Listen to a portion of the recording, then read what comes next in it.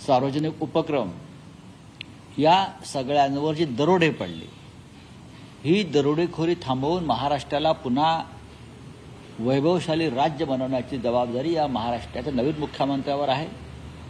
त्यांनी जर अशा प्रकारचं कार्य केलं तर नक्कीच महाराष्ट्र त्यांना एक चांगला मुख्यमंत्री म्हणून त्याची नोंद ठेवेल. प्रोटोकॉलनुसार 6 माजी मुख्यमंत्र्यांना निमंत्रण देण्यात आलेलं आहे.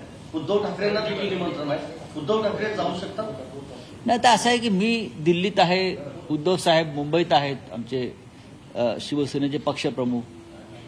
आता अनेक माजी मुख्यमंत्र्यांपैकी काही माजी मुख्यमंत्री त्यांच्याच पक्षामध्ये आहेत. आता त्यातले एक माजी मुख्यमंत्री उपमुख्यमंत्रीपदाची शपथ घेत आहेत. म्हणजे जी टीका श्री देवेंद्र फडणवीस यांच्या बाबतीत झाली होती की कमिशनरचा फौजदार झाला, तसंच आता पार्ट 2 बरं का, त्याच कमिशनरचा फौजदाराचा पार्ट 2 आपल्याला आज आझाद मैदानावरती पाहायला मिळेल. पण प्रत्येकाची एक राजकीय मजबुरी असते. त्याच्यामध्ये बरेचसे 1-2 माजी मुख्यमंत्री अशोक चव्हाण हे त्याच पक्षामध्ये आहेत. आता ज्याला जायचं आहे ते जातील. असं आहे की शेवटी नाही, मी आता कसं काय सांगू, मी दिल्लीत आहे. तुम्हाला निमंत्रण आलं का?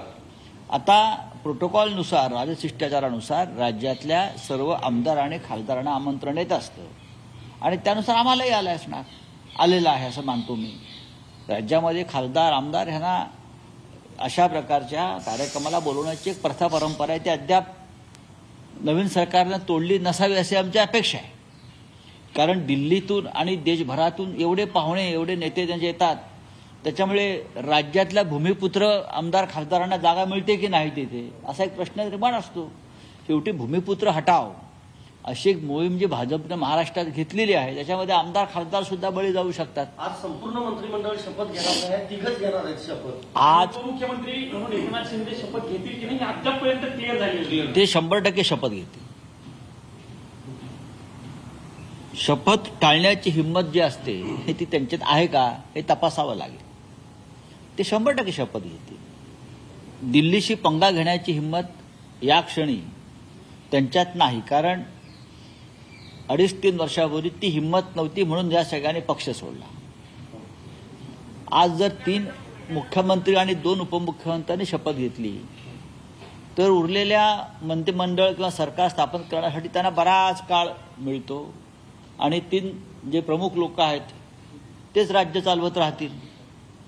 अनेकांच्या नाराज्या उडून घ्याव्या लागतात मंत्रिमंडळ विस्तारात. पाहूया काय होतंय महाराष्ट्राच्या नशिबात, भाग्यात काय लिहिलंय काय नाही लिहिलंय हे आता आपल्याला पाहावं लागेल. आणि काल एकनाथ शिंदेची भेट घेतली फडणवीस यांनी. त्यांना मनवायचा प्रयत्न केला की तुम्ही आमच्या मंत्रिमंडळात हवे आहात. तुम्ही विश्वास व्यक्त करता की ते घेतील शपथ? 100% घेतील. मंत्रिमंडळात राहणार असतील? त्यांना राहावंच लागेल ना. सत्तेशिवाय काही माणसं राहू शकत नाहीत.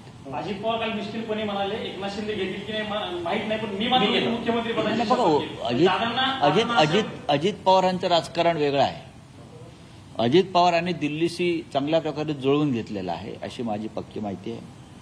आणि त्यांच्यावर ज्या काही जबाबदाऱ्या आहेत त्या जबाबदाऱ्या काय आहेत हे मला माहिती आहे टाकलेल्या. एकनाथ शिंदे जे राज्याचे मुख्यमंत्री आज 5 वाजेपर्यंत आहेत, काय जेव्हा मुख्यमंत्री ते उपमुख्यमंत्री होते, त्यानंतर महाराष्ट्रात नवीन मुख्यमंत्र्यांचं पर्व सुरू होईल आणि त्यानंतर राज्यात पुढली 5 वर्ष आपल्याला धुमशान पाहायला मिळणार आहे. त्याची तुम्ही तयारी ठेवा.